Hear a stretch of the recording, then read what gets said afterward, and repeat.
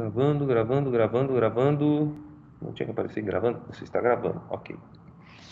Então, vamos lá, tá? O que a gente vai falar hoje, na aula de hoje? Hoje, basicamente, a gente vai falar sobre a ideia de publicidade dentro do Código de Defesa do Consumidor, tá? A gente vai traçar o conceito de publicidade, a gente vai distinguindo ele, inclusive, de outras espécies, por exemplo, do que é propaganda. A gente vai estudar os princípios que regem, né, a publicidade no CDC. Tá? A gente vai falar sobre o que é publicidade enganosa, o que é publicidade abusiva. Tá? Depois a gente vai falar sobre se pode ou não haver publicidade comparativa. Tá? E vamos fazer uma análise específica, bem por cima, assim, não é o grande objetivo da disciplina, mas não quero deixar passar, sobre como o direito do consumidor brasileiro lida com a questão da publicidade das bebidas alcoólicas, tá? Então vamos começar com a ideia, com o conceito de publicidade. Deixa eu pegar aqui o meu material aqui. Então, olha só, tá? Primeiro vamos tentar nos localizar, tá? Dentro do CDC, tá? A parte do CDC que trata da publicidade, tá? Ela está incluída no capítulo 5, tá? No capítulo 5, tá? Do CDC, que é o capítulo do título 1, né? Que é o capítulo que trata das práticas comerciais, tá? E ela vem logo em seguida, tá? Da parte que trata da oferta, tá? No CDC, oferta que a gente viu em aula anterior. Aliás, é a aula que está gravada. A aula passada a gente não teve, né? Foi gravada essa aula excepcionalmente, tá? Então vem logo em seguida. A parte de oferta, ela abrange os artigos 31 a 35, né? E a publicidade, ela vai do 36 ao 38, tá? 36 ao 38. Bom, primeiro vamos tentar definir juridicamente o que é publicidade, tá? Então, o conceito aqui é uma adaptação do conceito do Hermann Benjamin, do Antônio Hermann Benjamin, tá? E ele mais ou menos define a publicidade como toda a informação dirigida ao público com o objetivo de promover, direta ou indiretamente, um produto ou serviço disponibilizado no mercado de consumo. Então, publicidade é toda a informação dirigida ao público com o objetivo de promover, direta ou indiretamente, um produto ou serviço disponibilizado no mercado de consumo. Então, a publicidade é a principal manifestação da oferta, mas ela é muito mais abrangente do que a oferta, tá? Então, nem toda oferta se resume à publicidade. Porque, às vezes, um simples contato do vendedor com o cliente não é publicidade, mas é oferta. Tá? Então, a publicidade é uma forma mais abrangente de divulgar e de dirigir informações ao público, ao consumidor. Tá? Essa é a primeira coisa que é importante a gente destacar. Bom, a publicidade, tá? Ela precisa ter dois elementos para que ela possa ser identificada, tá? Como publicidade. Tá? Primeiro, ela tem que veicular uma informação. Tá? Ela tem que veicular uma informação. Isso é um dado importante. Olha só, se não houver exteriorização da informação, não há publicidade. Aliás, como não havia oferta. A gente viu isso também anteriormente, quando estudamos oferta na semana passada. Tá? Então, o Herman Benjamin, eu acho que ele fala assim, se por exemplo, a publicidade, os panfletos, até foi um exemplo que eu usei semana passada, se os panfletos ficam lá guardados dentro de um armário no estabelecimento comercial, não dá para falar que está havendo publicidade daquele produto ou serviço, tá? O outro ponto fundamental aqui, que vai nos ajudar a seguir adiante depois, tá? O objetivo comercial, a finalidade comercial, tá? A publicidade, ela vai ter sempre por objetivo, tá? Deixa eu botar o Vitor aqui. Então, a publicidade vai ter sempre por objetivo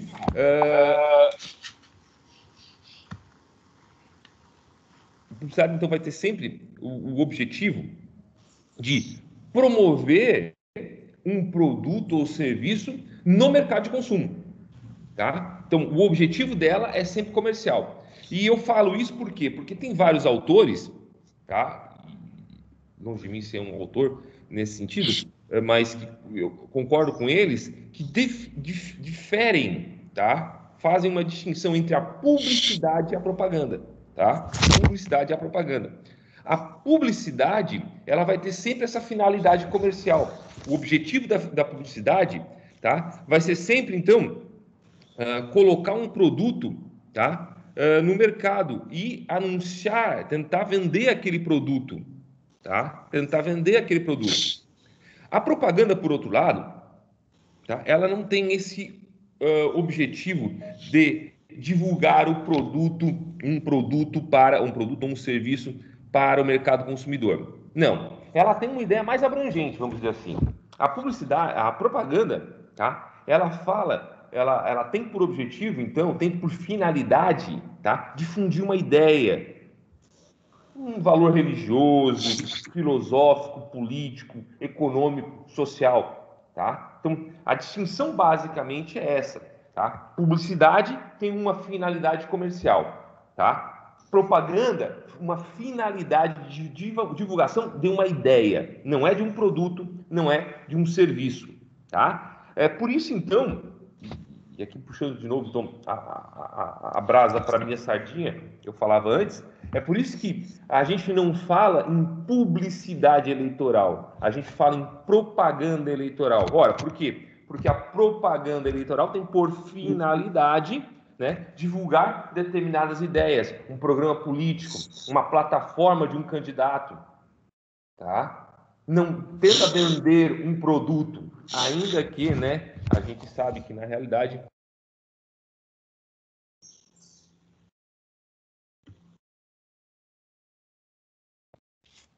cortou o som aqui, né? Ainda que a gente saiba que a propaganda eleitoral tem se caracterizado cada vez mais por justamente ser bastante tentar vender, na verdade, o político, o candidato, para ser mais exato, né? O candidato como um produto, né? Como um produto, né? Mas não é essa a finalidade. A ideia, a finalidade é divulgar ideias, tá? Então existe uma distinção, tá? Em tese, existe uma distinção entre o que é publicidade e o que é propaganda, tá? No entanto, gente, eu vou ser bem sincero para vocês. Ainda que eu acredite que existe essa distinção, tá? Ainda que eu acredite que existe essa distinção, na verdade, a gente vai ver que tanto o legislador quanto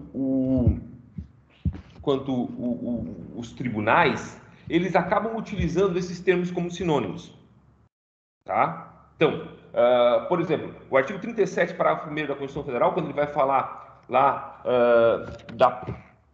da propaganda, em tese seria propaganda de obras e serviços, aqui, quer ver, ó, artigo 37, cadê o 37 parágrafo 1º, gente? Tem um ato das disposições transitórias, não ia achar nunca.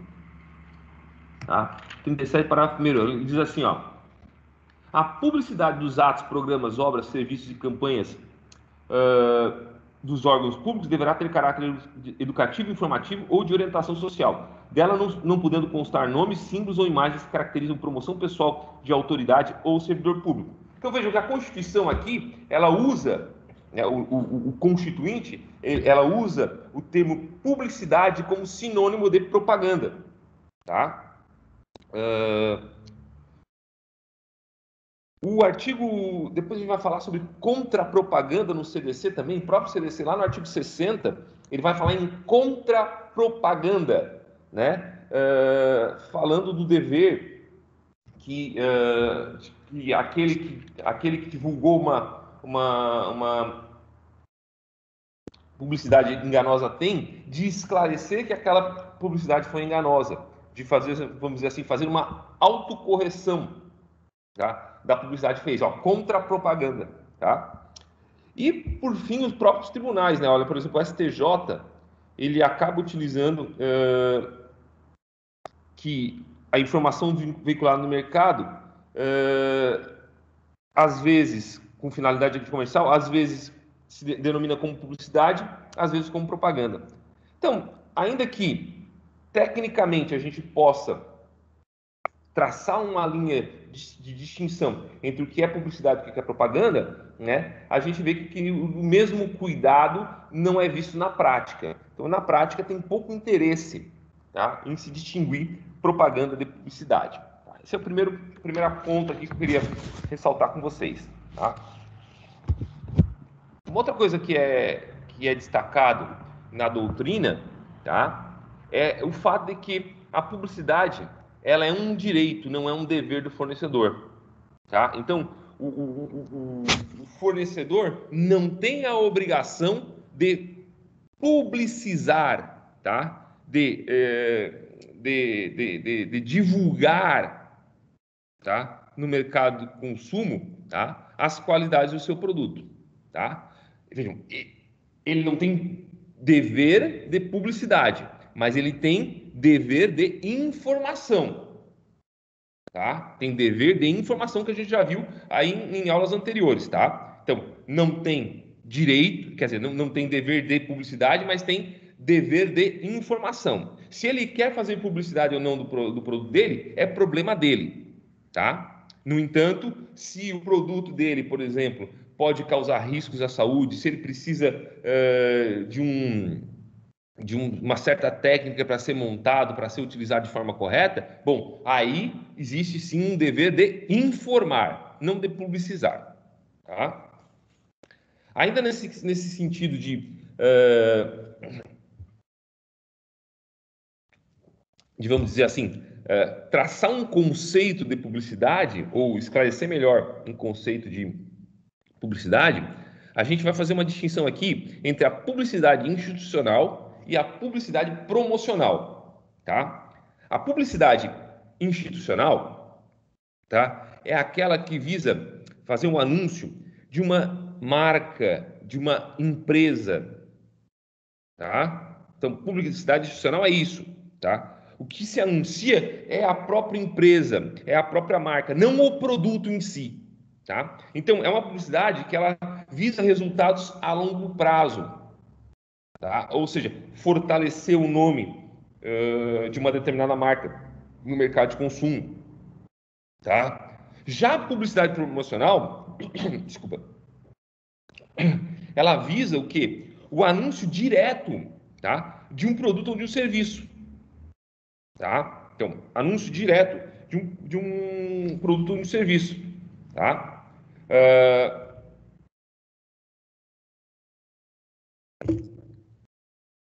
Por isso que os seus resultados, a ideia da publicidade promocional é aumentar, por exemplo, a venda dessa garrafa d'água, ou dessa marca d'água especificamente.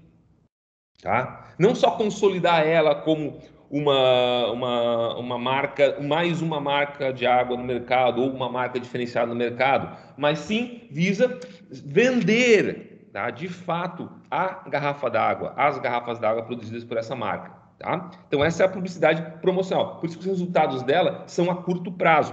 Tá? Tem gente ainda que divide esse curto prazo, ou essa publicidade promocional, em demanda primária e demanda seletiva, mas eu acho que isso é pouco relevante aqui. Tá? Então, a publicidade aqui, o CDC, ele abrange tanto a publicidade institucional quanto a publicidade promocional. Por óbvio, né, que ele vai atingir muito mais a publicidade promocional, tá, do que a publicidade institucional. Mas ele tutela as duas espécies de publicidade. Tanto a institucional, aquela que visa o fortalecimento de uma marca, tá, de uma empresa, quanto a publicidade promocional, que é aquela que visa efetivamente aumentar as vendas de um determinado produto ou de um determinado serviço.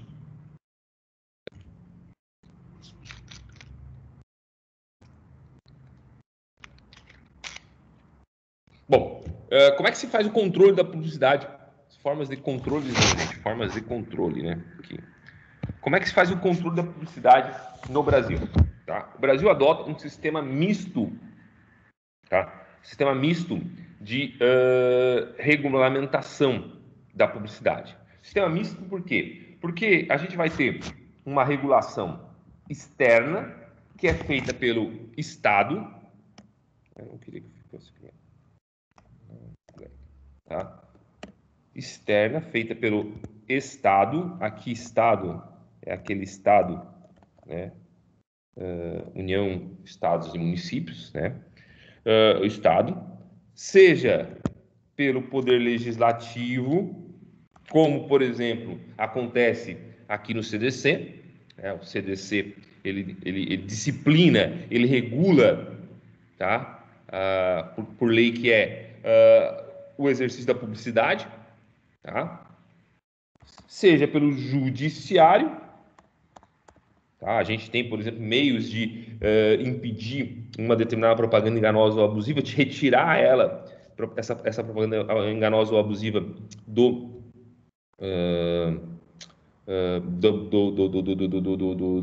mercado, né? Do mercado e do executivo, tá? Como é que o executivo ele regula, tá? A publicidade? Ora, ele regula a publicidade por meio especificamente do Procon, tá? Não só, mas por meio também mais especialmente pelo Procon. Mas a gente também tem uma regulação interna da publicidade, tá? Regulação interna da publicidade. Essa regulação interna da publicidade, ela é feita por um órgão, tá? Que é criado, que foi criado pelas próprias entidades que estão envolvidas na publicidade no Brasil. Esse órgão a gente chama de CONAR. CONAR, tá? CONAR, tá? O Conselho Nacional de Autorregulação Publicitária. Conselho Nacional de Autorregulação Publicitária, tá? Ele tem lá uma série de dispositivos, de legislações internas que regulam o exercício da publicidade no Brasil, tá? Tem inclusive um Código Brasileiro de Autorregulamentação Publicitária, tá? E vocês podem facilmente encontrar aí na internet, que é bastante interessante e que daqui a pouco até eu vou fazer menção a ele. Se eu já não perdi ele aqui no... Não, tá aqui, tá? Então eu vou fazer até menção a ele daqui a pouco, tá? Então, eu tenho um controle externo e eu tenho um controle interno, tá? Do próprio setor de publicidade, que estabelece regras, tá? Para o exercício da publicidade dentro do Brasil, dentro do mercado consumidor brasileiro, tá? Beleza? Então tá. Bom, agora a gente vai entrar nos princípios específicos da publicidade. Tá? Princípios específicos da publicidade. Tá? São 6 os princípios. Tá? São 6 os princípios da publicidade no CDC. Tá? Então, eu vou ter o princípio da identificação da publicidade, o princípio da vinculação contratual da publicidade, o princípio da proibição da publicidade ilícita, o princípio da inversão obrigatória do ônus da prova, o princípio da transparência na fundamentação publicitária e, por fim, o princípio da contrapropaganda, que eu anteriormente já tinha dado um spoiler para vocês e tinha falado, explicado ali quando estava falando da diferença de publicidade e propaganda. Tá? Vamos começar com o primeiro, então, o princípio da identificação da publicidade. Onde é que ele está? Ele está no caput do artigo 36 do CDC.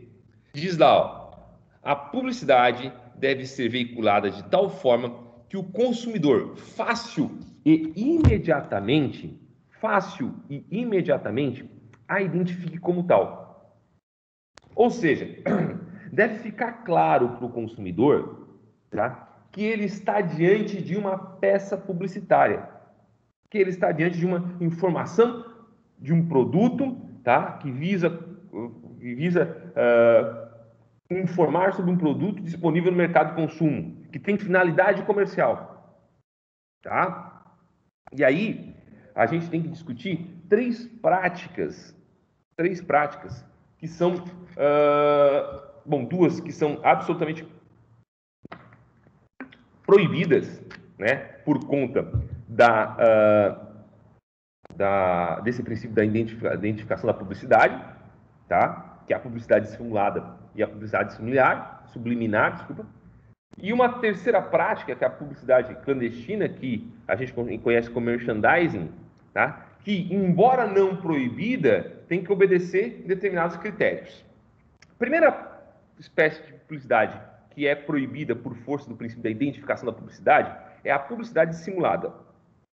Tá? O que é a publicidade dissimulada? Tá? Ó, vou ler aqui um conceito. Tá? É a mensagem com conotação jornalística de cunho redacional. Nela geralmente ocorre, tá? Nela geralmente ocorre uma entrevista ou uma pesquisa que o ator principal da publicidade se passa por um jornalista, mas o objetivo comercial de promover um produto ou serviço é seu enfoque principal. Tá? Então, vejam só. Tá? Que é... e aí a gente tem que ter um cuidado. É possível, tá, numa matéria jornalística, fazer a publicidade de um produto? Até é. Tá? Até é. Mas deve ficar claro, tá, para a população, para todo mundo que está lá sendo atingido por essa publicidade, então, para o mercado consumidor como um todo, deixa eu pegar aqui só aqui, ó. Deve ficar claro para todos, né, da possibilidade de que aquilo ali, aliás, da possibilidade não, da informação de que aquilo ali se trata de uma peça publicitária, tá? Então, olha só, o artigo 30 da resolução não, do Código de Autorregulamentação do CONAR, ele diz assim, ó, a peça jornalística sob a forma de reportagem, artigo, nota, texto, legenda ou qualquer outra que se veicule mediante pagamento, deve ser apropriadamente identificada para que se distinga das matérias editoriais e não confunda o consumidor. Então, tem que aparecer lá, gente, ó, informe publicitário. Informe publicitário, tá? Para não se mascarar uma publicidade como se fosse jornalismo. Nos anos 50, era muito comum, tá? Matérias pagas, isso principalmente nos Estados Unidos, mas no Brasil também, matérias pagas pela indústria tabagista, tá? Com entrevistas, tá, pagas por indústrias tabagistas em jornais, tá? Com entrevistas de médicos, dizendo dos benefícios. Não era nem dizer que o cigarro não fazia mal, mas era dizer que o cigarro fazia inclusive bem, tá? E não ficava claro para quem estava lendo aquelas reportagens que se tratava, na verdade, de um informe publicitário. Né? Então, a partir disso, a gente tem a vedação do que a gente chama de publicidade dissimulada de jornalismo. Depois vem a publicidade subliminar. Ó, publicidade subliminar. Publicidade subliminar, ela tem origem, na verdade, ela já foi testada numa situação que aconteceu nos Estados Unidos em 1957. Tá? O que aconteceu? Um cinema foi divulgado, olha a velocidade, a cada 3 mil segundo, velocidade a cada 3 mil segundo, né, o filme passava e, de forma imperceptível para o olho humano, tá, aparecia lá, drink Coca-Cola, hungry, eat popcorn, tá, beba Coca-Cola, está com fome, coma pipoca. E as vendas aumentaram por conta disso, né, dentro daquele cinema. Esse tipo de mensagem publicitária, tá, ele vai contra exatamente o que dispõe o artigo 36 caput. Tá? Tu está lá induzindo alguém, tá? Induzindo alguém a consumir um determinado produto sem que essa indução fique clara para essa pessoa. Porque o subconsciente dela acaba se influenciando pela propaganda subliminar. Tá? Não tem assim uma legislação específica no Brasil falando sobre isso, apesar de que, salvo engano, ali no artigo 29, no artigo 29 da resolução do CONAR, vou pegar ele aqui, ó. O artigo 29 da resolução, do Código, diz assim, ó, esse código que eu estou dizendo é o Código da Autorregulação. Esse código não se ocupa da chamada propaganda subliminar, por não se tratar de técnica comprovada, jamais detectada de forma juridicamente inconteste. São condenados, no entanto, quaisquer tentativas destinadas a produzir efeitos subliminares em publicidade ou propaganda. Tá? Então, tá ali essa situação. E aí, por fim, a gente tem a publicidade clandestina. Tá? A publicidade clandestina é uma velha conhecida de todos nós, tá? Ela é muito comum em novela, tá? Em filmes, né? Não precisa, viu? Tá lá a cena de novela, não é o comercial que aparece um ator aqui dizendo, olha, beba água Bonafonte. Tá? Acho que é esse o nome da água. Beba água Bonafonte. Ela é muito boa por causa das suas qualidades, tal. Vem uma propaganda, um jinglezinho da água e tal. Não. A propaganda...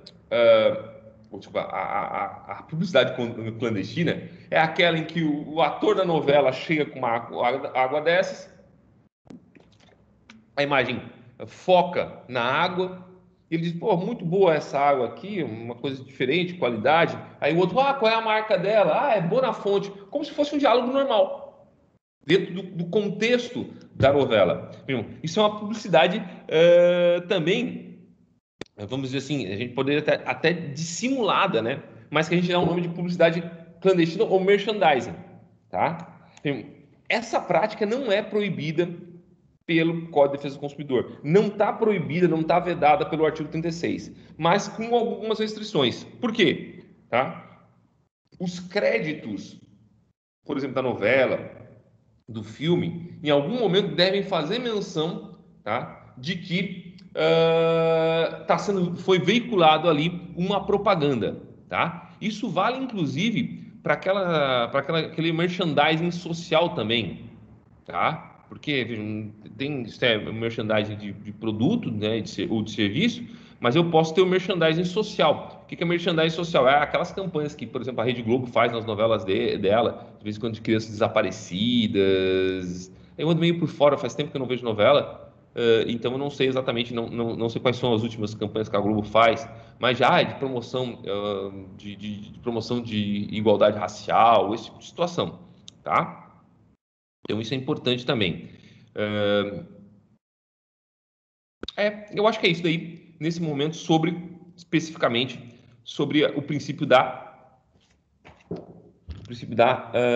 identificação da publicidade. Alguma dúvida aqui? Não? Então tá. Bom. Segue. Beleza?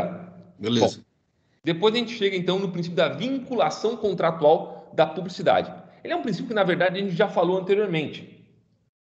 Tá? O artigo 30 do CDC, quando ele vai falar lá sobre oferta, ele diz assim, ó, toda informação ou publicidade suficientemente precisa, veiculada por qualquer forma ou meio de comunicação em relação a produtos e serviços oferecidos ou apresentados, obriga o fornecedor que a fizer veicular ou dela se utilizar e integra o contrato que vier a ser celebrado. Então, a publicidade vincula, tá, o fornecedor à oferta, tá? Vincula o fornecedor à oferta.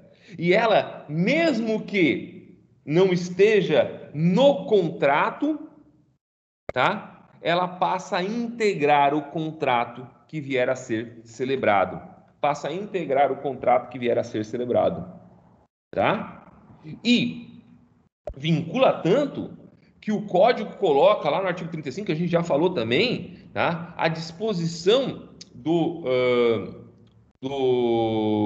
consumidor, tá? Uma série de alternativas caso, tá? Houver recusa ao cumprimento daquilo que foi ofertado por meio da publicidade. Então, diz lá o artigo 35, Se o fornecedor de produtos ou serviços recusar cumprimento à publicidade, tá? O consumidor poderá, alternativamente à sua livre escolha, 1. Exigir o cumprimento forçado da obrigação nos termos da oferta, apresentação ou publicidade. 2.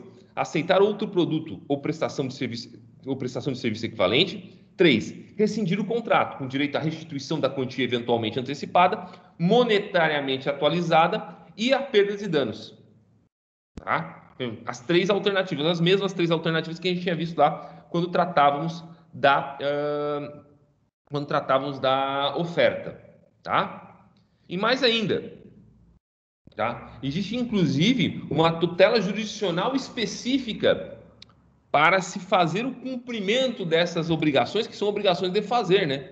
Então, diz lá o artigo 84 do CDC também, tá?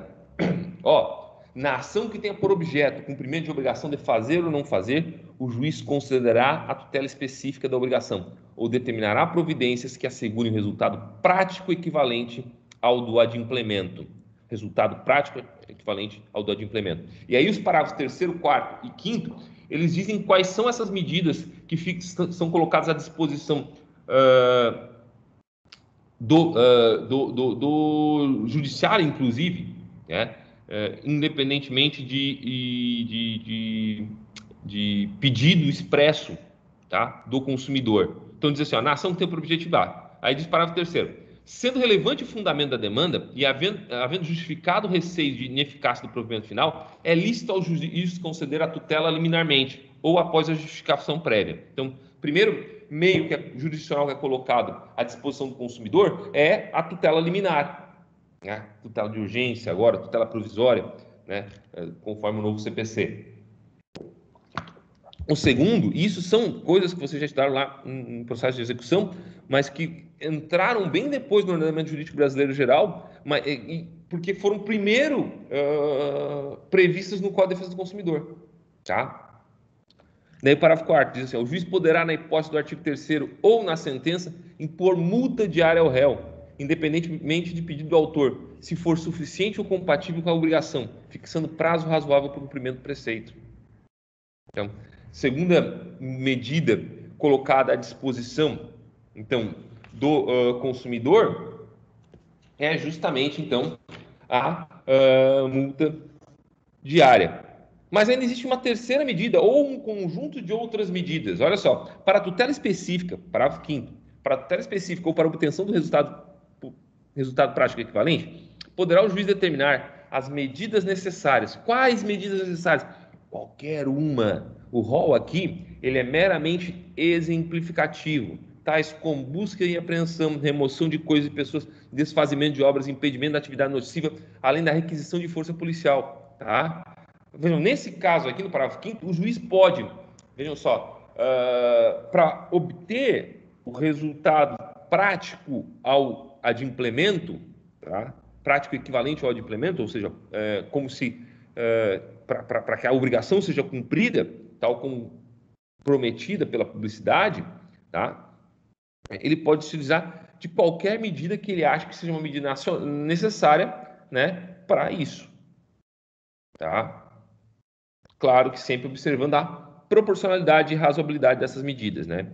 Ele não pode lá, determinar a prisão do fornecedor, né? Salvo se de fato ele estiver conduzindo algum crime contra o consumidor. Depois, então, lá no artigo 37,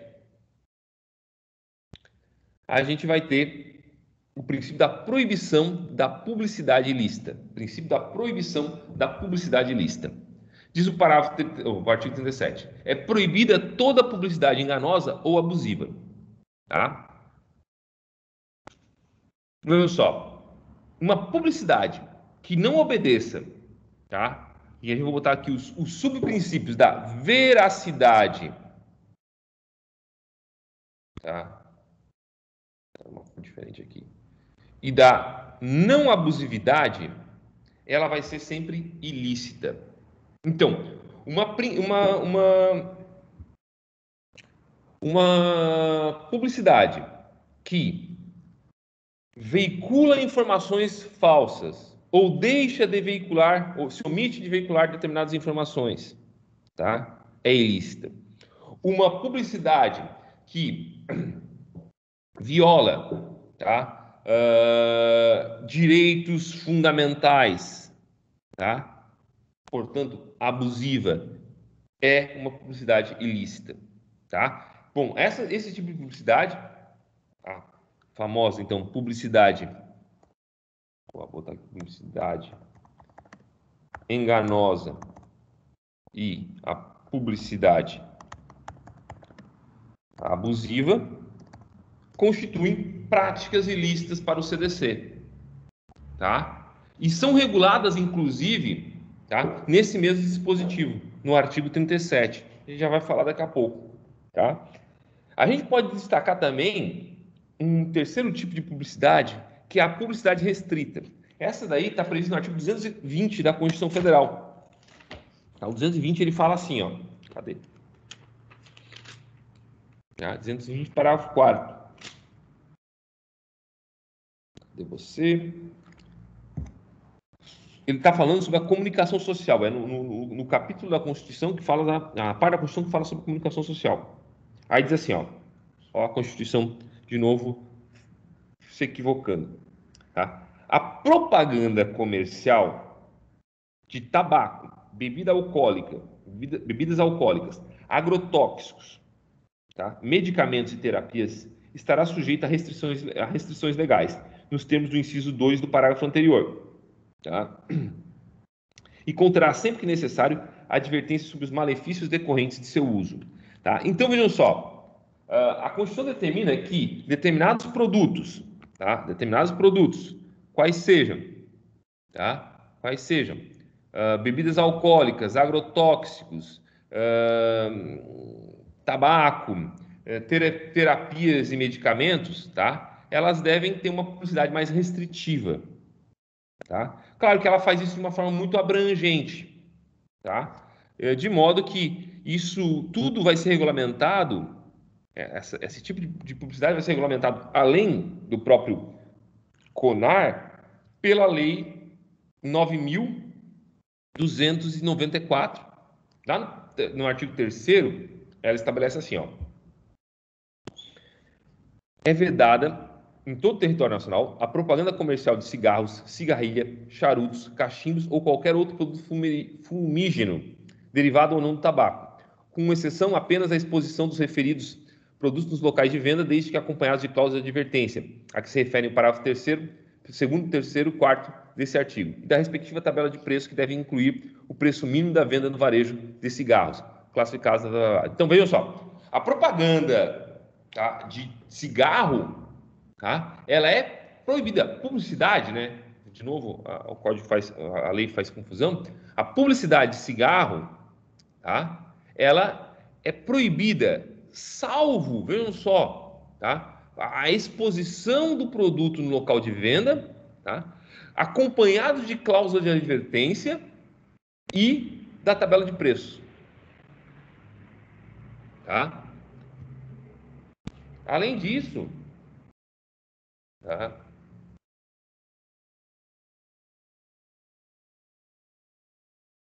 Além disso, tá lá, ó, diz as famosas. Vocês não estão vendo aqui, tá? Mas nessa lei também é que vocês vão encontrar aquela famosa, no artigo 3A, tá? No parágrafo 2º do artigo 3A.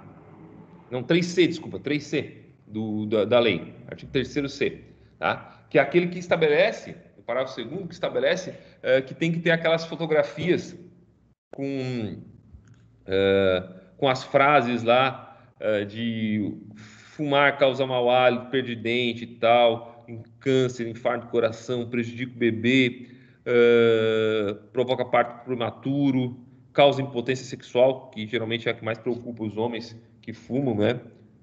Então tá tudo lá nessa lei. Bom, tudo isso é propaganda que? Propaganda restrita, tá? Pode, mas com com muitas, na verdade, restrições.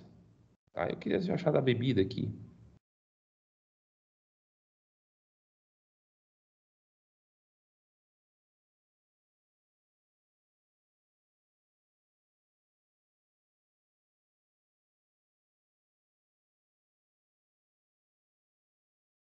Ó, ali no artigo 4º, vocês não veem aí, mas o artigo 4º, por exemplo, ele diz assim, ó, somente será permitida a propaganda comercial de bebidas alcoólicas nas emissoras de rádio e televisão entre as 21 e 6 horas.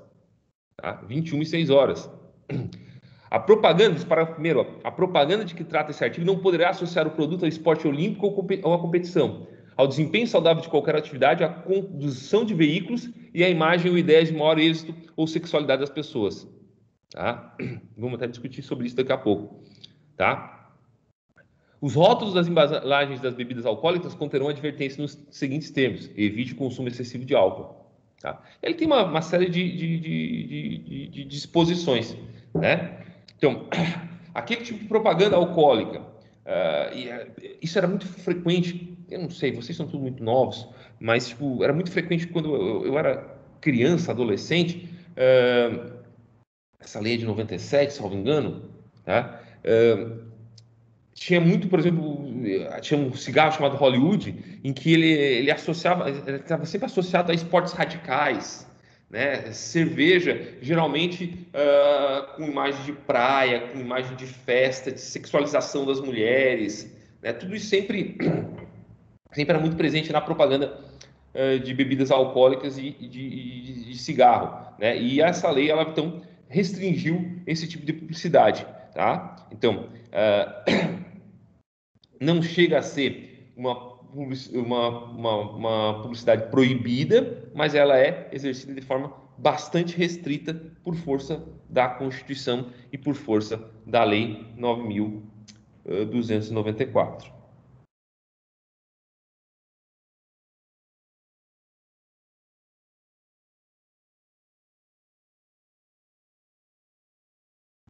Gente, a aula da semana passada foi colocado o vídeo, tá? O problema é que tá com um problema. Eu acabei de ver no celular, mas o problema é que tá com uma. Eu acho que tá com algum problema na sala virtual do Unimestre. Se vocês entrarem direto no YouTube, tá? Vocês vão procurar lá pelo meu nome, vocês vão encontrar, eu acho, pelo menos, o vídeo da aula da semana passada. Ou será que eu esqueci? Bom, pode ser que eu tenha esquecido também, né? Vamos ver aqui. Quem sabe faz ao vivo. Eu tô no YouTube aqui para pesquisar.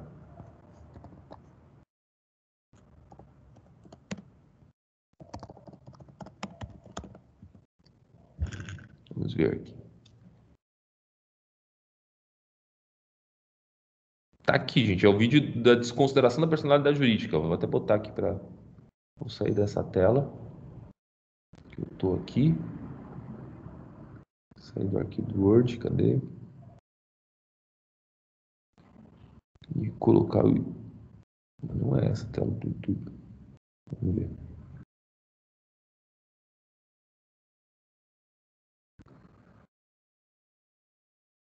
Então, é para você estar vendo isso daqui. Devia ter um mecanismo para a gente poder ver o que vocês estão vendo, né? Aqui, eu acho que agora sim. Não, mas ela tá aqui com. Tá aparecendo a página do YouTube. Tá, mas tá aparecendo a minha página no YouTube ou não? Agora eu não sei te dizer se é a tua página aqui. Mas é com várias opções de vídeo, né? Isso, essa mesmo. Pois é, não sei por que não atualizou aqui. É um leão por dia nessas aulas. Esse negócio. Deixa eu ver se não aparece aqui. Não aparece. Devia atualizar. Bom, mas de qualquer forma, tá ali, tá? Se vocês colocar lá Luiz Eduardo Lapoli Conte, vai aparecer lá um canal, tá? Que eu tenho, tem dois, mas é o que tem uma fotinha, o outro tá desativado, tá? Que daí tem um vídeo, que eu acho que até é o vídeo mais recente que tem, que é 8/10/2020, desconsideração da personalidade jurídica e oferta no CDC, tá? Tá há 5 dias ali. Não percam. Tá? O vídeo ficou bom até. Modéstia à parte. Mas vamos voltar então para o nosso conteúdo. Agora o problema é achar ele aqui de novo. A publicidade do CDC. Vamos achar ele aqui de novo. Então, vamos seguir agora com o princípio da inversão obrigatória, e vejam que eu botei destaque aqui, tá? A inversão obrigatória do ônus da prova. O artigo 38 diz assim: o ônus da prova, da veracidade e correção da informação ou comunicação publicitária, cabe a quem as patrocina, tá? Vejam, o artigo 6º, inciso 8º do CDC, ele dizia o seguinte, ó: são direitos básicos do consumidor a facilitação da defesa de seus direitos, inclusive com a inversão do ônus da prova, a seu favor no processo civil, quando, a critério do juiz, for verossímil a alegação, a alegação, ou quando for ele hipossuficiente, segundo as regras ordinárias de experiência. Então, o CDC, lá no artigo 6º, inciso 8º, ele estabelece já a inversão do ônus da prova. Sempre que o juiz, verificar, no caso concreto, uma situação em que é verossímil, é crível a alegação do autor, do consumidor, então, no caso, ou então, quando ele verificar que o autor é hipossuficiente, aquelas hipossuficiências que a gente já viu, né, hipossuficiência técnica e jurídica, tá? O juiz poderá inverter o ônus da prova. Esse tipo de inversão do ônus da prova a gente chama de ope iudicis, tá? Vejam, ela fica à discricionariedade do juiz. É ele, o magistrado, que vai decidir se, presente esses requisitos, tá, deve ou não inverter o ônus da prova. No entanto, quando a gente está diante do artigo 38, tá, da inversão do ônus da prova do artigo 38, a gente vai estar diante de uma inversão ope legis. Essa inversão, ela é obrigatória. Não compete ao magistrado decidir se ele vai ou não, tá, inverter o ônus da prova. Ele deve inverter o ônus da prova, tá? E, obviamente, isso aí decorre, é um princípio que decorre justamente do dever de veracidade e não abusividade da publicidade que a gente viu anteriormente, né? E que vai decorrer também de um outro princípio que a gente vai ver agora embaixo, que é o princípio da transparência na fundamentação publicitária. Tá? Vejam só, talvez até fosse melhor botar inversão do ônus da prova depois. Olha o que diz o artigo 36, parágrafo único. O caput a gente já leu. 36, parágrafo único. O fornecedor, na publicidade de seus serviços, de seus produtos ou serviços, manterá em seu poder, para informação dos legítimos interessados, os dados fáticos, técnicos e científicos que dão sustentação à mensagem. Então, o fornecedor, tá, ele tem a obrigatoriedade de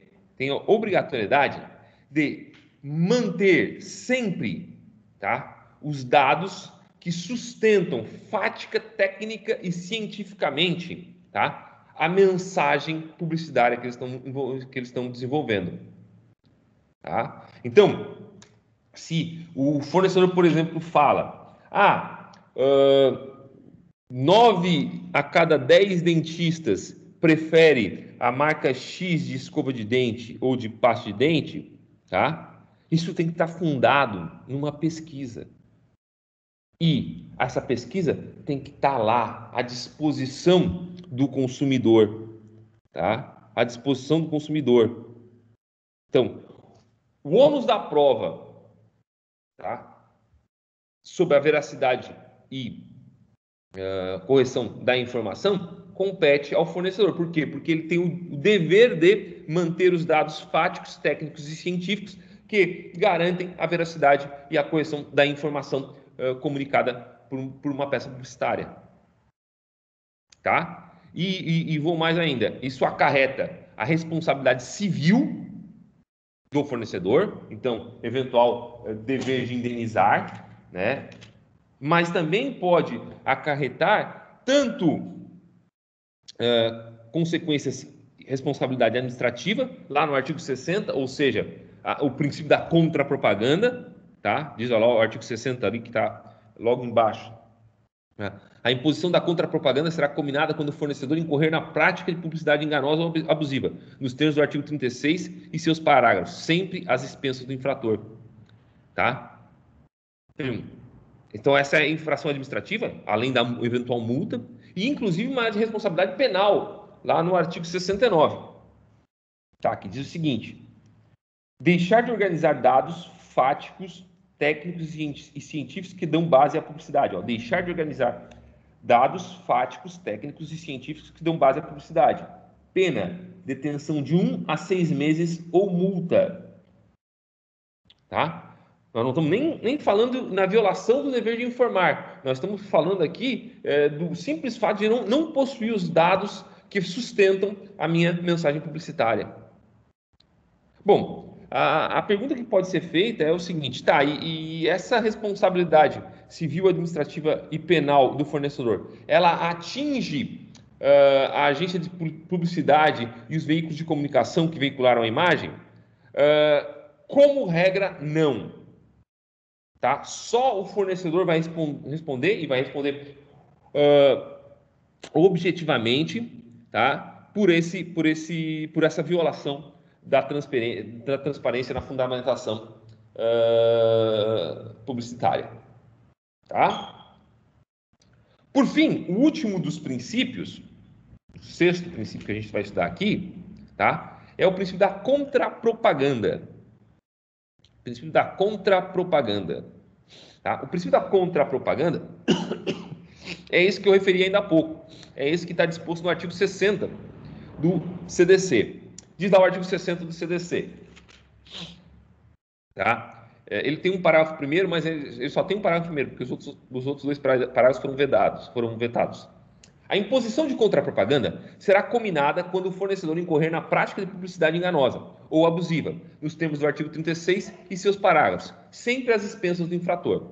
Aí diz o parágrafo primeiro: a contrapropaganda será divulgada pelo responsável da mesma forma, frequência e dimensão, e preferencialmente no mesmo veículo, local, espaço e horário, tá? De forma capaz de fazer uma publicidade enganosa ou abusiva. Então eu divulguei um dado falso, tá? Sobre o meu produto, tá? Uma propaganda enganosa do meu produto, dizendo, por exemplo, que,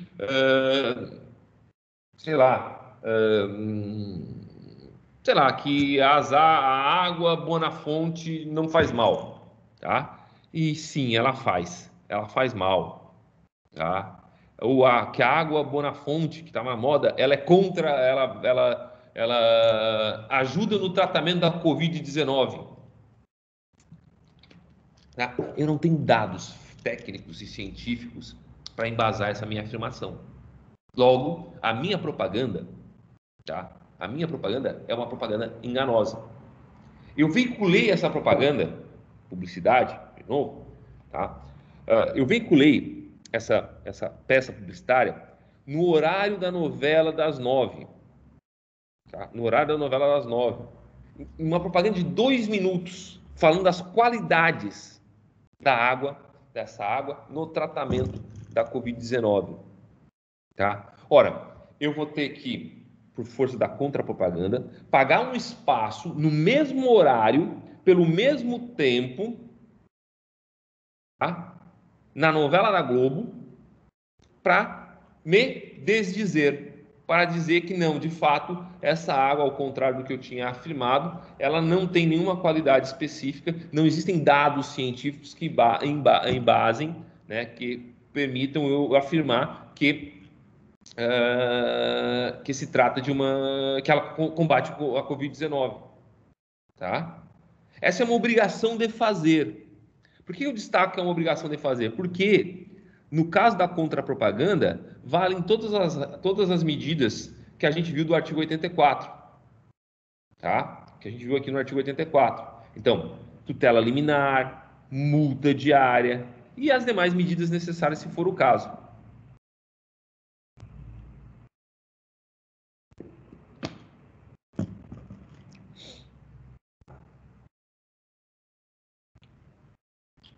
Bom, e agora nós vamos chegar na publicidade enganosa. Como eu disse para vocês, a publicidade enganosa está prevista no artigo 37 e mais especificamente nos parágrafos 1º e 3º do artigo 37. Então, o artigo 37, caput diz: é proibida toda publicidade enganosa. Tá? E o parágrafo 1º, ele nos ajuda, por quê? Porque ele define o que é publicidade enganosa. Tá? Diz ele lá, ó, é enganosa qualquer modalidade de publicidade, tá? Ou, desculpa, qualquer modalidade de informação ou comunicação de caráter publicitário, tá? Inteira ou parcialmente falsa,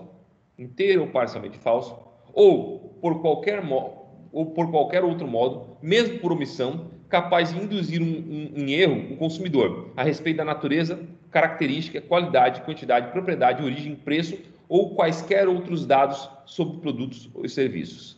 Tá? Essa é a definição de propaganda enganosa. Propaganda enganosa é isso, né? É eu dizer que esta água aqui, meu Deus, tá? É dizer que esta água aqui tem propriedades curativas contra o câncer. Tá? É a famosa, o pessoal mais velho vai lembrar, não muito mais velho, é a famosa pomada, né, que o cara anuncia lá, o cara da cobra anunciava na praça, né, dizendo que ela tinha todo tipo de qualidade terapêutica. Ela acabava com impotência, curava câncer, né, até unha encravada resolvia. Tá? Isso é a publicidade enganosa. Então, eu estou induzindo a erro o consumidor, tá? Acerca da natureza, característica, qualidade, tá? Daquele produto, tá? Ou serviço, no caso também. Tá? Bom, a publicidade enganosa, tá? Ela independe de erro efetivo. Ou seja, ela não precisa efetivamente induzir alguém a erro, mas ela tem que ter essa possibilidade. Tá? Então se faz uma análise em abstrato, não em concreto. Ela não precisa concretamente levar alguém a erro sobre a natureza, sobre a característica, sobre a qualidade, sobre a quantidade do produto. Não. Mas ela tem que ter essa potencialidade de levar a erro. Tá? Só por ter a potencialidade de levar a erro, ela já é publicidade enganosa. Tá? E ela também independe do elemento subjetivo, ou seja, da demonstração de que era a intenção do fornecedor, tá? Era a intenção do fornecedor prejudicar, ou desculpa, prejudicar não,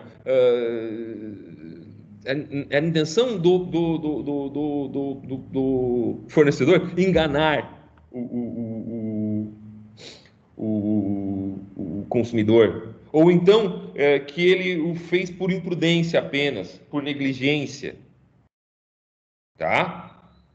Independe, tá? Se existe a potencialidade da publicidade levar alguém a erro, tá? Independentemente do fato de que ninguém foi levado a erro ainda, tá? E que o fornecedor não agiu nem com dolo nem com culpa, ainda assim haverá a proibição da publicidade e o dever de retirar essa publicidade e se sujeitar a todas as regras ali que a gente falou anteriormente, especialmente do artigo 60. Tá? Responsabilidade sempre objetiva, né? No sistema do CDC. Tá? Além disso,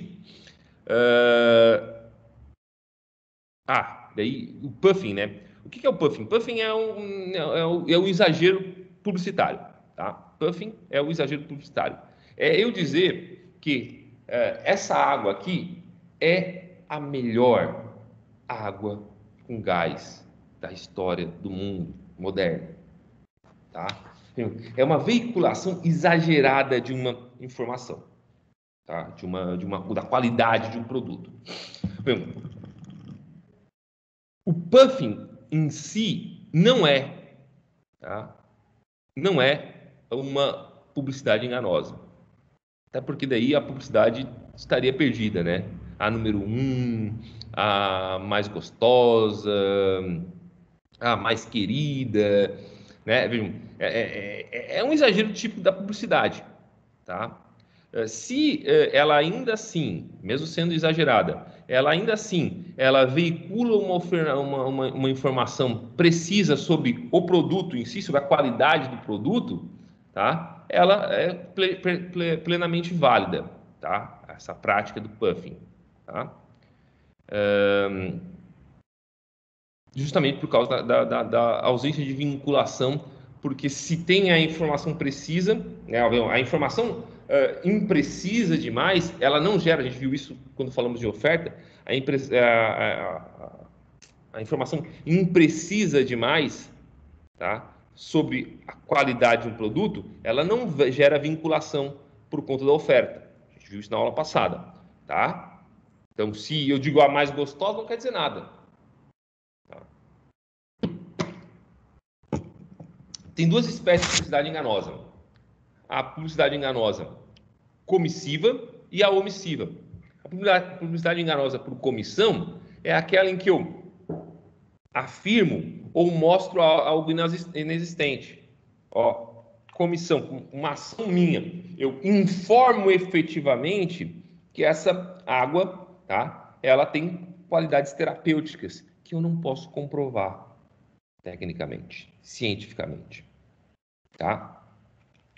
Ou então, eu posso ter a publicidade enganosa por omissão. E aí eu deixo de informar um dado essencial sobre o produto. É o que está no parágrafo 3º do artigo 37. Para os efeitos desse código, a publicidade é enganosa por omissão quando deixar de informar sobre dado essencial do produto ou serviço. Dado essencial do produto ou serviço. Tá? Não existe assim uma especificação exata do que seria dado essencial. Deixa eu ver se eu pego aqui uma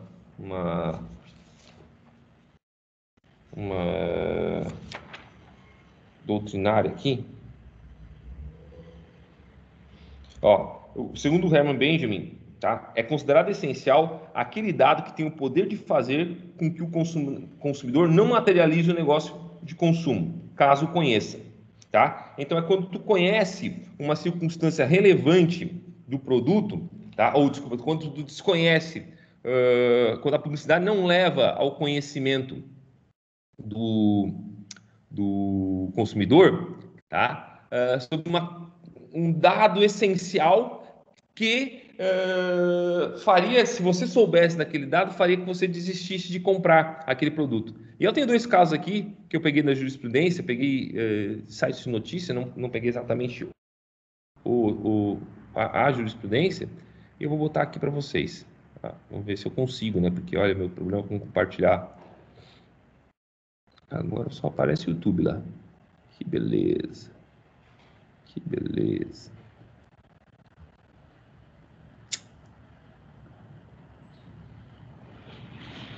Tá de novo.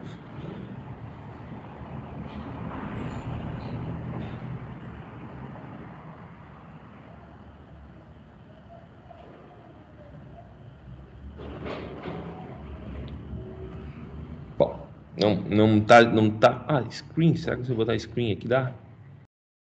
Tá bem repetido, vamos ver. Tá, vamos aqui. Beleza. Pelo menos vocês conseguem ver pelo screen. Não é o modo certo de fazer a coisa, mas dá para ver a notícia, né? Então tá. Olha só. Olha que interessante aqui, ó.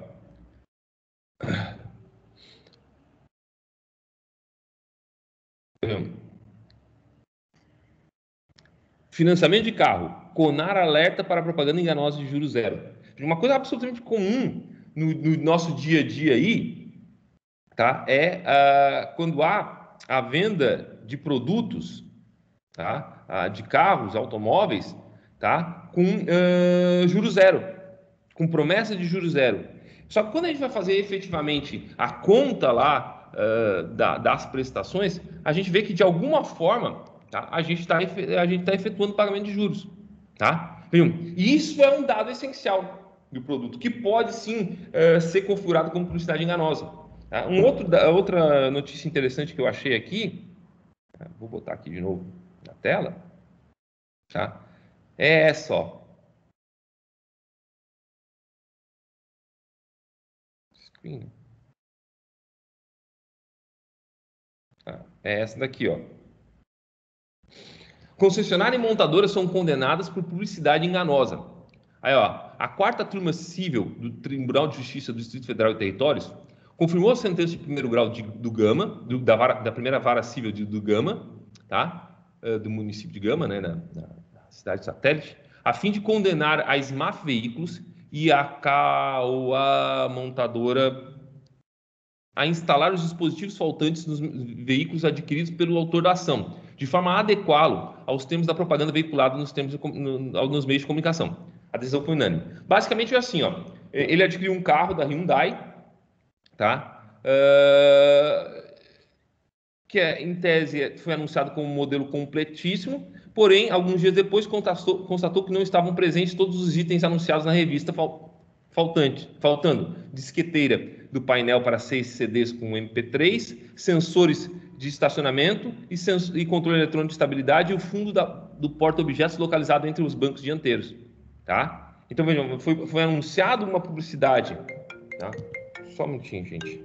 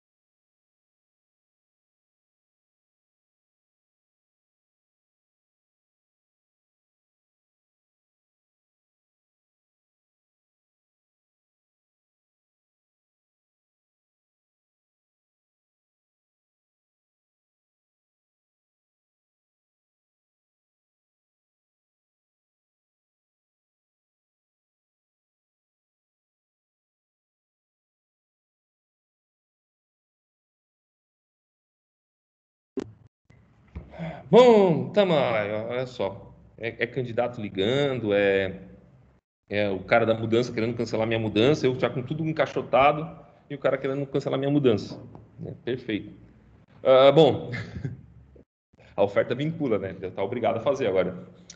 Então, desculpa a interrupção, mas então veja assim, nesse caso aqui, o que vocês veem? Vocês veem que o fornecedor, os fornecedores, então, que são, no caso, a concessionária e a montadora, né, foram obrigadas a instalar o tal do equipamento ali, né, que tinha sido informado que fazia parte ou que acompanhava o veículo, tá? Tinha uma propaganda na revista Isto É, que dizia que o veículo tinha esses produtos ali, né, aqueles acessórios ali, né, ele foi lá, adquiriu o produto e de repente se deparou com o fato de que não havia esses produtos. Propaganda enganosa, publicidade enganosa, né? Então, a partir disso, né, vem lá a obrigatoriedade, e aí de novo, se ele quiser que o carro seja substituído por um que tenha todos esses itens, ou então se ele quiser que seja complementado, instalado esses itens, esses acessórios no carro dele, ou então que ele pode também até desfazer um negócio se for do interesse dele, né? A gente também já estudou isso em aulas anteriores, tá? deixa eu tirar aqui desse compartilhamento aqui, voltar lá para o outro compartilhamento normal. Tá? Compartilhar conteúdo de novo.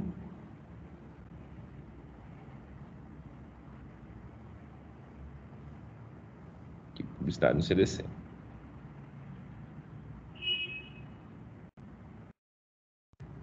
Ok, tá, foi. Tá? Beleza. Então, era isso para tratar sobre publicidade enganosa. Tá? Depois a gente tem a publicidade abusiva. A publicidade abusiva é um problema dentro do CDC. Tá? Por que ela é um problema dentro do CDC? Porque ela é um conceito indeterminado. Tá? Olha só o que diz o artigo 37, parágrafo 2º. Então, é proibida toda publicidade enganosa ou abusiva. Tranquilo. É abusiva, dentre outras, a publicidade discriminatória de qualquer natureza, a que incite a violência, explore o medo ou a superstição, se aproveite da deficiência do julgamento e experiência da criança, desrespeita valores ambientais ou que seja capaz de induzir o consumidor a se comportar de forma prejudicial ou perigosa à sua saúde ou segurança. Então vejam só, é um conceito muito indeterminado. Por quê? Primeiro, porque a gente tem um rol exemplificativo. Essas são algumas das possibilidades de propagandas abusivas, tá? De publicidade abusiva. Podem ter outras? Claro que sim. O Herman Benjamin, de novo, adaptando um conceito dele, ele vai dizer assim, olha, é abusiva toda publicidade que for contrária ao sistema de valores da Constituição Federal e do ordenamento jurídico como um todo, das leis brasileiras como um todo. Tá? Absolutamente, vocês não podem negar aqui que isso um conceito absolutamente indeterminado. Tá? Então, a gente pode ter apenas alguns exemplos do que constituiria, tá, uma publicidade abusiva. Tá? Algumas espécies de publicidade abusiva, que são essas destacadas no rol do parágrafo 2º do artigo 37, que volto a dizer, é rol exemplificativo, deixa bem claro ali, ó, dentre outras, é abusiva dentre outras a publicidade. Tá? Então vamos lá. Primeira espécie de publicidade abusiva, a publicidade discriminatória. A publicidade discriminatória é aquela que cria, né, algum tipo de discriminação em relação a sexo, etnia, orientação sexual, situação econômico-financeira, profissão, orientação religiosa, orientação política, sei lá, qualquer coisa nesse sentido, tá? Pode ser caracterizado como publicidade discriminatória. Tá? Um exemplo de peça publicitária que foi, inclusive, condenada posteriormente por veicular justamente uma publicidade abusiva, tá? Discriminatória, é essa propaganda aqui, ó, da Skol. Eu acho que ela é de 2006. De novo, eu vou me utilizar aqui do compartilhamento da minha própria tela, porque eu não sei como fazer funcionar o jeito certo, o que me deixa muito puto da vida mesmo. Tá? Screen aqui. Tá? Então, screen aqui, screen tá aqui. Tá? Ó, essa é a propaganda. Se o cara que inventou a escola tivesse inventado a musa do verão, ela não seria assim. Não toca. Ela seria assim. Sua musa do verão. Pediu musa? Pode tocar. Olha a musa pra todo mundo. Pô, foi os caminhos veio com defeito? Com escola, o verão fica redondo. Se beber, não dirige. É importada?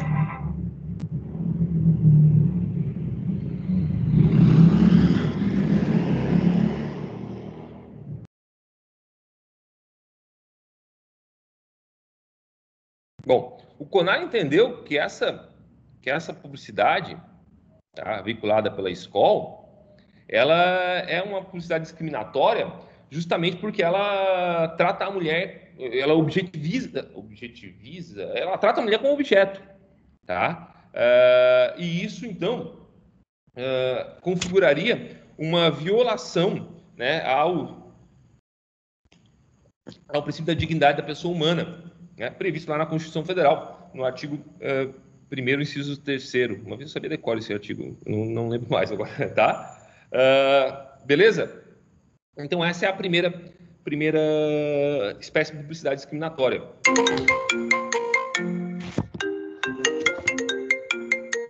Só um minutinho de novo.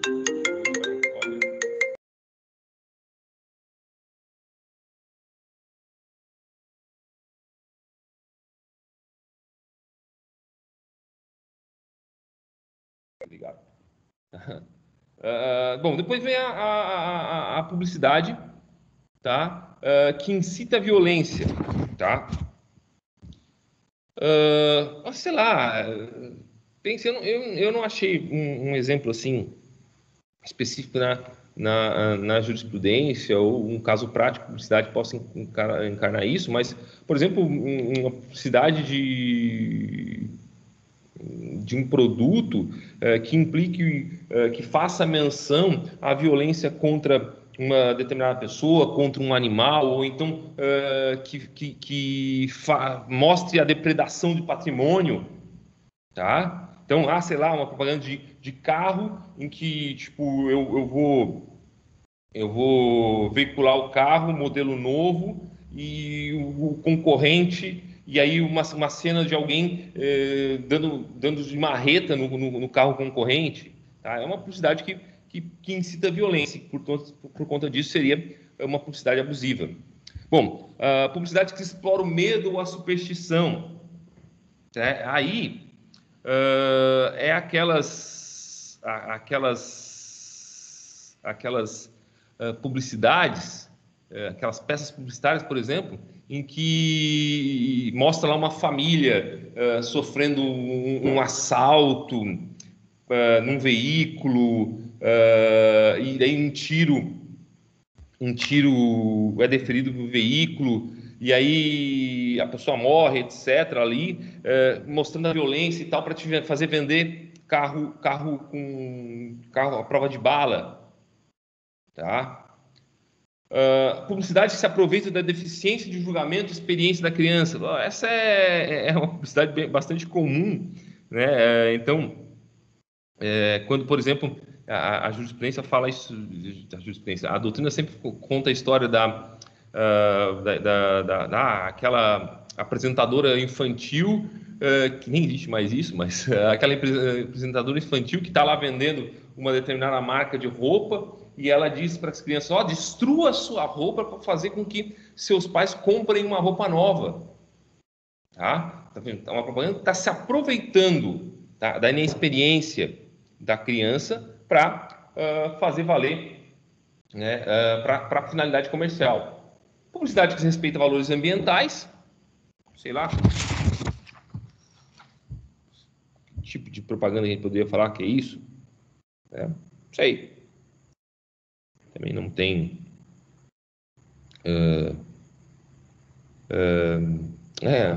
A doutrina fala da motosserra, propaganda de uma motosserra que é usada para derrubar uma árvore histórica, né? Sei lá. E por fim, a publicidade que induz o consumidor a se comportar de forma prejudicial ou perigosa à sua saúde ou segurança. Aqui a gente pode falar, por exemplo, de uma publicidade que mostre isso. Isso está lá na Lei 9.245, tá? 294, desculpa. 245 não.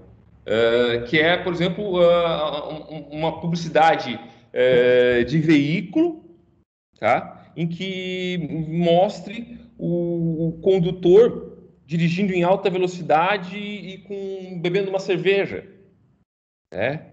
Ou uma propaganda de cerveja nessa condição também, tá? Nesse caso aí, nós temos uma publicidade abusiva porque ela induz o consumidor aqui, lato sensu, né, a se comportar sempre de uma forma perigosa à sua própria saúde e segurança. Tá? E por fim, para a gente encerrar, eu queria falar sobre a publicidade comparativa. Tá? A publicidade comparativa nada mais é do que aquela publicidade que coteja, que compara dois produtos ou serviços e diz por que o seu produto, aquele que está sendo anunciado naquela publicidade, é melhor. Tá? Esse tipo de publicidade não é vedada pelo CDC. Tá? Não é vedada pelo CDC. No entanto, existem algumas regras que devem ser observadas, tá? Para quem vai fazer esse tipo de publicidade. Essas regras, elas estão no artigo 32 do Código Brasileiro de Autorregulamentação Publicitária do CONAR. Tá? Do CONAR. Tá? Ele diz lá, ó, tendo em vista as modernas técnicas mundiais e atendidas as normas pertinentes do Código de Propriedade Industrial, a publicidade comparativa será aceita, contanto que respeite os seguintes princípios e limites. Então, seu objetivo maior seja o esclarecimento, se não mesmo a defesa do consumidor. Tenha por princípio básico a objetividade na comparação, posto que dados subjetivos de fundo psicológico ou emocional não constituem uma base válida de comparação perante o consumidor. C. A comparação alegada ou a realização ou realizada seja passível de comprovação, de novo, princípio da transparência, da fundamentação publicitária, tá? Em se tratando de bens de consumo, a comparação seja feita com modelos fabricados no mesmo ano, sendo condenável o confronto entre produtos de épocas diferentes, a menos que se trate de referência para mostrar evolução, o que nesse caso deve ser caracterizado. Não se estabeleça confusão entre produtos e marcas concorrentes, não se caracterize concorrência desleal, denegrimento à imagem de produto ou à marca de outra empresa, não se utilize injustificadamente a imagem corporativa ou o prestígio de terceiros, quando se fizer uma comparação entre produtos cujo preço não é de igual nível, tal circunstância deve ser claramente indicada pelo anúncio. Tá? Então, são essas, no final das contas, as circunstâncias, tá, em que é permitida a publicidade comparativa. Tá? E aí, para arrematar a aula, né, eu trago aqui, vou trazer aqui, eu vou colocar depois também no sistema lá para vocês terem acesso, né, a duas decisões, tá, do STJ que tratam justamente desse tema cadê recurso especial aqui, tá? Da publicidade comparativa. Vamos desligar aqui. Então, no primeiro caso aqui, nós temos um caso entre a Danone e a Dairy Partners América Brasil. Tá? Nesse caso aqui, o que acontece? Tá? A Activia, tá? A Activia, ela... não, desculpa. A Nesvita, tá? Então, a Dairy Partners, ela se utilizou de uma comparação dentro de uma publicidade, tá? Para comparar o produto Nesvita com a Activia. E a Danone entrou com uma ação de obrigação de não fazer, né? Para que a Dairy Partners, então, que é a proprietária desse produto Nesvita, dessa marca Nesvita, se abstesse de utilizar publicidade com as marcas Danone e Activia, né? E aí tem aqui até como é que é a publicidade e tal, e o STJ entende que não, que esse tipo de comparação, ele não só não é vedada, como ele ainda ele atende, tá, a questão do direito de informação do consumidor, né? Daí traz ali, quer ver? Deixa eu ver se eu acho aqui a propaganda.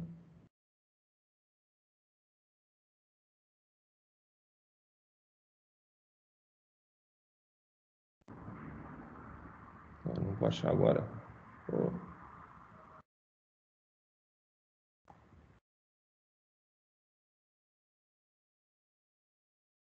Propaganda comparar. Não.